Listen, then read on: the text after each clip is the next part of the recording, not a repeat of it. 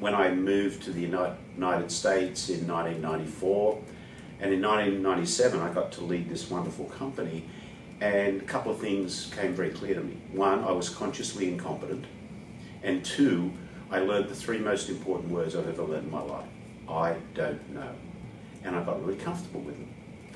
So I looked for a way to see how I could confirm what I thought I knew and learn what I didn't know. So I went back to school. I went to the University of San Diego. I did a master's degree in leadership. That's where I met my dear friend Ken Blanchard. And that was an amazing experience. It really did, again, cement to me what was important about learning. That's where the learning moment was born. As you know, I say we don't make mistakes, we have learning moments. And the reason I say that is I want to take the fear of not knowing out of the equation of not knowing. So we talk about, what did you learn? My email at the bottom says, ancora imparo, which is Michelangelo, learning I still am. So, you know, I often say, when was the last time you did something for the first time? So it's just curious, I'm curious. Yeah. And I guess that's the basis. And did you ever think about becoming an educator of some sort? Because that's kind of what you're doing now as well as running the company. Yeah, I teach at USD now. I actually, funnily enough, thought about being not a priest, but a minister of religion. All right. And I'm not religious. I'm spiritual, probably. Yeah. I don't know that I ever did, but I think you're right. I see my job as the number one responsibility of a leader, and we've identified this in our tribal concept, is to be a learner and a teacher. Let me take you back thousands of years ago to the Australian Aborigines in the middle of the desert of Australia, sitting around a campfire at night. If we were to come out from behind the coolabah tree or up, from behind the billabong, what would the tribal leader be doing? He'd be teaching. What would he be teaching? He'd be teaching them to throw a boomerang. And if you weren't able to throw a boomerang, you would die, because it was the tool of survival. So we, in our company, our number one tribal leadership responsibility is we need to be always learners, always teachers. How would that, always teachers, always learners, how would it be made explicit within the company? Well, firstly, by living the whole concept of the learning moment. Yeah. And then throughout the organisation, in our tribal culture, we talk about learning and teaching. Now, what do we do to help people do that?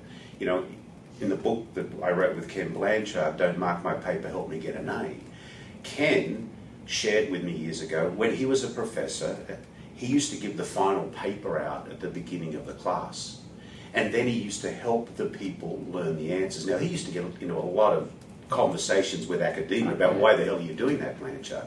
But when you think about that, isn't that what it's about? Yeah. So in our organisation, we have 4 pillars: care, candour, accountability and responsibility. Care to us is about, we care for you as an individual, and to us caring is not just treating you with respect and dignity, but it's making sure we have a robust business plan, we have all the things that we need in the organisation to work. Candour is simple: no lying, no faking, no hiding. Accountability, which is where the core of learning is what do you expect of me and what do I expect of you? And this is a two-way street. Our job as a leader then is to be sweepers, to sweep things out of the way that stop you getting where you want to go. And a big thing that gets in the way is not having a culture of learning and teaching, because we have to provide that base of learning and teaching to enable that person to move forward. So we are continually having those conversations with, okay, David, this is what we've agreed, this is where you want to go. What competencies do we need to look at? How do we need to think about that? What do we need to bring to the table? In the last 4 years, we've had 27,000 hours of classroom learning in this company. Wow.